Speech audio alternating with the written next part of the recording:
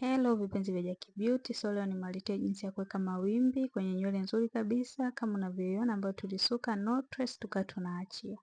So hatua ya kwanza, vile tulivyoachia tukawa tunazikusanya zile rasta ambazo tuliziachia upande wa juu kwa pamoja. Kama unavyoziona, unakusanya kwenye nywele 2 au 3 au 4, ni kutokana na unavyoweza kuzishika kwa pamoja kama unavyoona.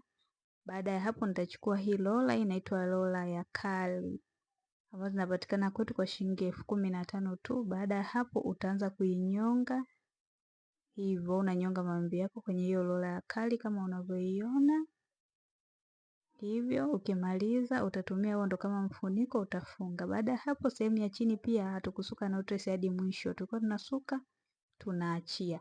Kwa tena upande wa chini tutatumia rola ya kali kuinyonga hivyo wimbi letu kama tulivyofanya kwa mara ya kwanza, na tutaenda kufunga. Hivyo ndio tutakavyofanya kwenye nywele zetu zote.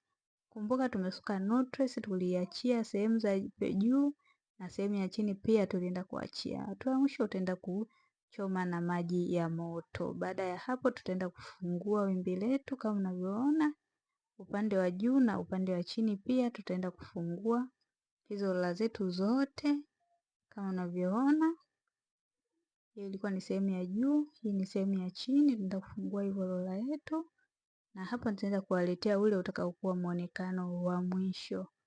Kama mnavyoona, mteja wetu alipendeza sana. Karibuni sana Jackie Beauty, tunafundisha kwa vitendo. Ada ya 1,500,000 tu, utasoma mambo yote ya saluni kwa miezi 3. Wale wa mbali tuna hostel kwa shilingi 50,000 tu kwa mwezi mmoja. Karibuni sana kwa mafunzo ya uhakika.